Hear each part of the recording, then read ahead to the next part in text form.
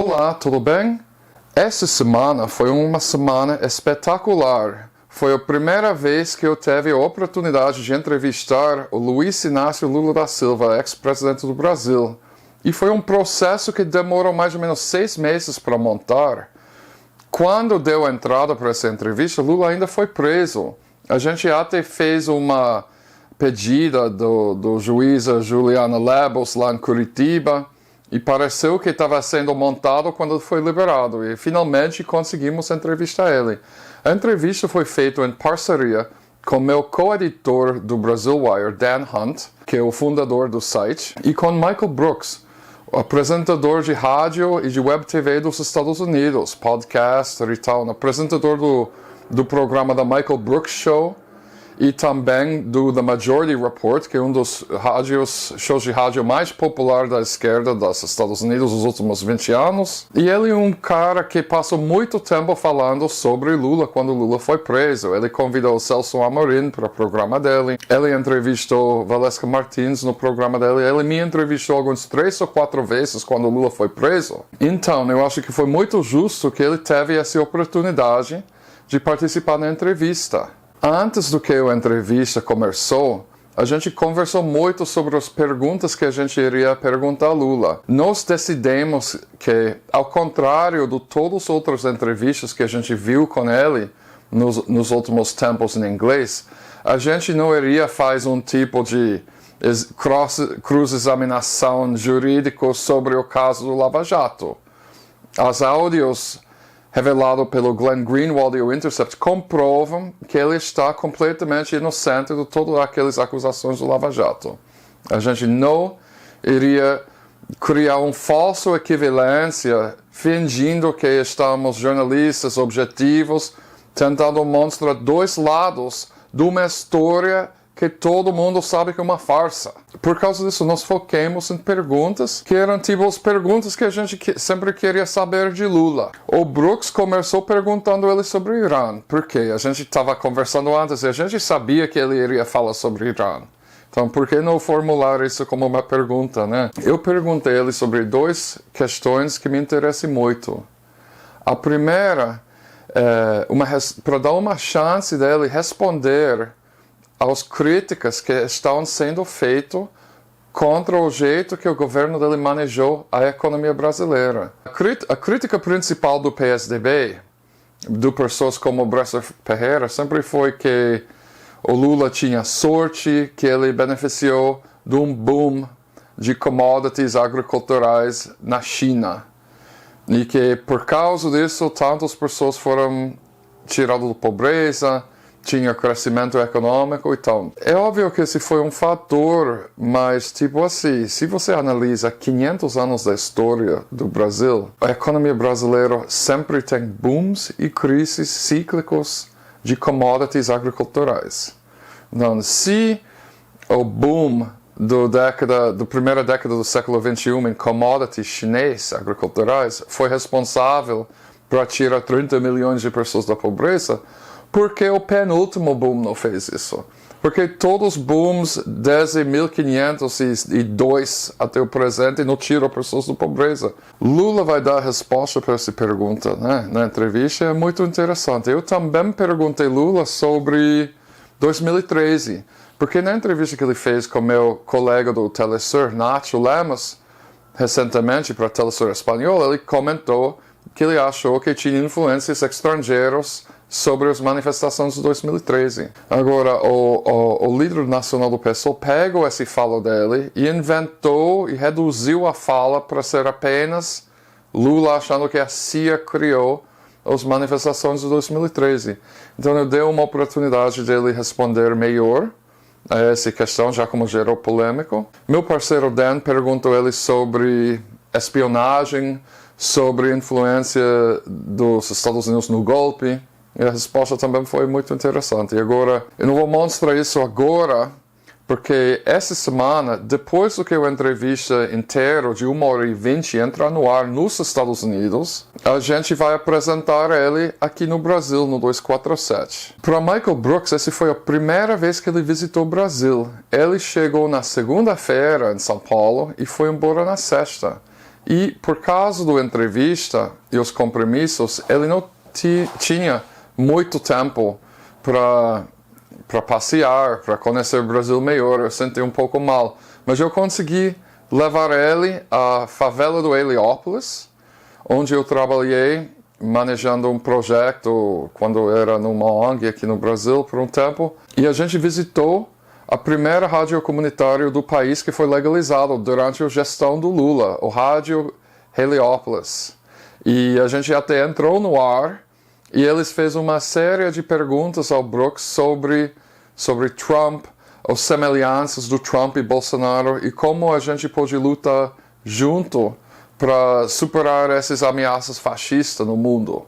O Brooks empolgou quando foi para Heliópolis. Ele falou que foi muito inspirador. Ele percebeu uma influência do Paulo Freire na maneira que eles usam a ferramenta do rádio comunitário como ferramenta educadora na comunidade deles. E agradeceu muito e foi embora na sexta, mas ele falou que ele quer voltar passar mais tempo no Brasil. Agora, sobre a entrevista, é 1h e 20 minutos. E depois que ele entrar no ar nos Estados Unidos, essa quarta-feira, a gente vai mostrar, deve ser na quinta ou na sexta, a primeira metade da entrevista, de 35 minutos. Depois, semana que vem, quando o Brooks colocou a segunda parte 2 da entrevista no ar, a gente vai mostrar a parte 2 da entrevista no 247. Porém, como tem muitos telespectadores do 247 que vêm me perguntando quando que vai entrar no ar, eu vou colocar agora um pequeno trecho da entrevista. A gente ainda está montando todo, né? Vai sair mais bonita a versão final, com os créditos e tudo isso, mas eu pensei que talvez vocês iriam gostar de ver uma parte da entrevista, sabendo que a entrevista inteira ainda vai ser exibida no 247, com as perguntas em inglês legendado em português, para vocês, ok? Uma boa tarde para todos e todas de vocês, e obrigado por assistir. Tenho um monte de pessoas internacionalmente que tentam danificar o legado dos anos PT no Brasil. E alguns deles autodeclarada esquerda do vanguarda, né?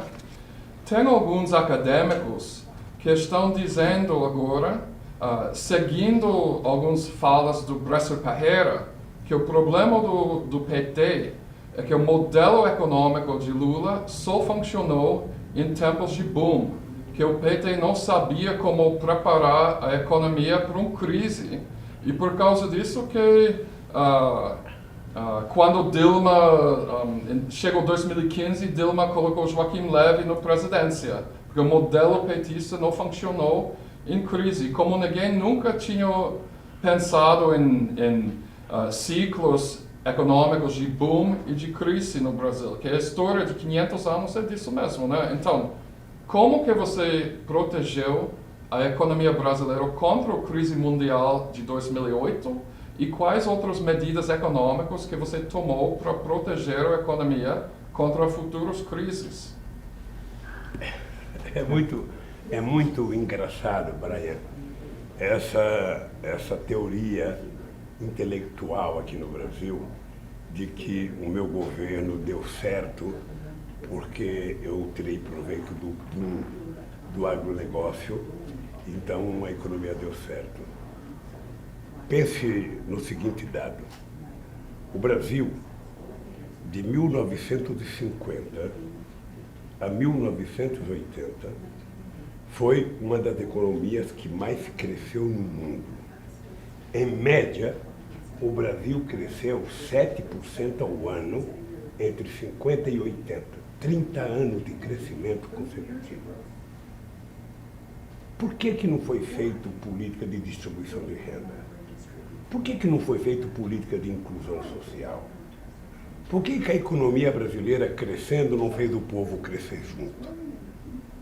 Sabe por quê, Brian? Porque o milagre do nosso governo não foi o boom das commodities, foi o boom da inclusão social.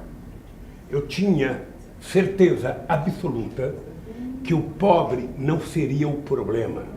O pobre seria a solução, na medida em que a gente conseguisse incluir as pessoas mais pobres dentro do orçamento da União e na medida em que a gente permitisse que esse pobre tivesse acesso a emprego, a salário, a crédito e a renda para ele poder virar um consumidor. Porque não existe na face, sabe, do planeta Terra, mesmo aqueles que defendem que a Terra é plana, não existe na face histórica da humanidade algum momento em que alguma economia cresceu se você não tivesse uma demanda interna muito forte ou uma demanda externa muito forte. O problema do Brasil é que nós conseguimos crescer a demanda externa e conseguimos crescer a demanda interna. Ou seja, o Brasil saiu de 107 bilhões de dólares de fluxo de comércio exterior para 465 bilhões de fluxo do comércio exterior. O Brasil saiu de 380 bilhões de reais de crédito interno que estava disponível entre bancos públicos e bancos privados para 2 trilhões e 700 bilhões de reais disponibilizados para crédito até 2010. Ou seja, o que nós fizemos foi, sabe, além disso, gerar 22 milhões de empregos, de trabalhadores com carteira profissional assinada, trabalhadores com direito às férias, trabalhadores com direito à previdência social, e aumentamos o salário mínimo em 74%. Ou seja, a renda dos 20% mais pobres cresceu mais do que a renda dos 20% mais ricos. Foi a primeira vez na história e foi o único país durante toda a crise do Lehman Brothers em que os mais pobres tiveram um percentual de ganho maior do que os mais ricos. Então, não foi o milagre do boom das commodities, foi o milagre da inclusão dos pobres. Foi o milagre da política social. Porque não foi apenas o salário mínimo ou Bolsa Família que nós criamos, foi um conjunto de políticas públicas. Eu vou lhe dar um dado que talvez você não saiba. No nosso governo, nós disponibilizamos para a reforma agrária 49 milhões de hectares. Isso significa 50% de terra disponibilizada para a reforma agrária de tudo que foi feito em 500 anos na história do Brasil. Em apenas 8 anos, nós fizemos metade de tudo que foi feito em 500 anos nesse Brasil. Quando nós resolvemos fazer um programa chamado Luz para Todos, porque tinha gente que morava vizinho de uma termoelétrica, de uma hidrelétrica, que não tinha energia elétrica, o fio passava em cima da cabeça da pessoa, não tinha energia elétrica, nós levamos a energia elétrica para 15 milhões de pessoas. De graça, o Estado pagando. Porque se o Estado não leva energia para o pobre, o rico não leva. O rico só leva para quem pode pagar. E que tem a obrigação de garantir que os pobres possam acender uma luz, ter uma televisão, uma geladeira, é um partido como o PT, porque foi para isso que nós fomos criados. Então o milagre nosso foi enxergar 54 milhões de pessoas que não tinham o que comer. Foi enxergar os milhões que estavam desempregados. Foi enxergar que o salário mínimo não permitia as pessoas comer as calorias e as proteínas, sabe, necessárias. Foi obrigado, ou seja, o PT nasceu para isso, para resolver esses problemas da sociedade. Esse foi o milagre.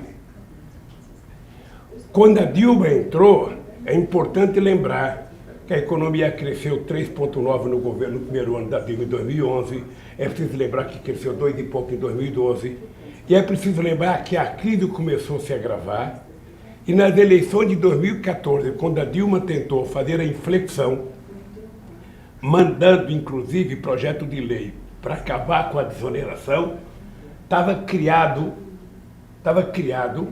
sabe, o pacto contra a Dilma, pelo Eduardo Cunha, pelo Temer, pelo Congresso Nacional, que não permitiram que ela fizesse as mudanças necessárias. O dado concreto é o seguinte, não basta você ter dinheiro, não basta a economia crescer. É preciso saber para quem que você vai reverter esse dinheiro e esse crescimento. Se você pega $1 bilhão e dá na mão de um rico, ele vai depositar numa conta bancária e vai viver de especulação. Mas se você pega esse $1 milhão e você divide entre 1 milhão de pessoas e dá $100 para cada um, você vai perceber que esse dólar vai começar a funcionar, a rodar e fazer o mercado funcionar. As pessoas vão comprar o que comer, vão comprar sapato, vão comprar meia, vão comprar caderno e a economia funciona. Esse foi o milagre do PT. Por isso é que tem tanto ódio contra o PT. O ódio contra o PT é porque pela primeira vez na história desse país, em 500 anos, os pobres puderam viajar de avião. Nós tínhamos 43 milhões de pessoas que viajavam de avião. No nosso governo chegamos a 113 milhões de pessoas, ou seja, 60 milhões a mais. Nós bancarizamos, nós colocamos no sistema financeiro brasileiro 70 milhões de pessoas, mais do que a Argentina e Colômbia junto. A população argentina que entrou no sistema financeiro. Então, o que nós fizemos, eu às vezes brinco, do programa Luz para Todos, é que nós utilizamos 1.400.000 transformadores, quase 8 milhões de postes. E a quantidade de fios elétricos que nós colocamos para levar a luz para todos, dava para dar 35 voltas no planeta Terra.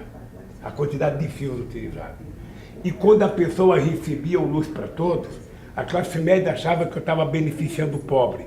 Mas 89% das pessoas que recebiam energia comprava televisão, comprava geladeira, comprava liquidificador, comprava ventilador, comprava, sabe?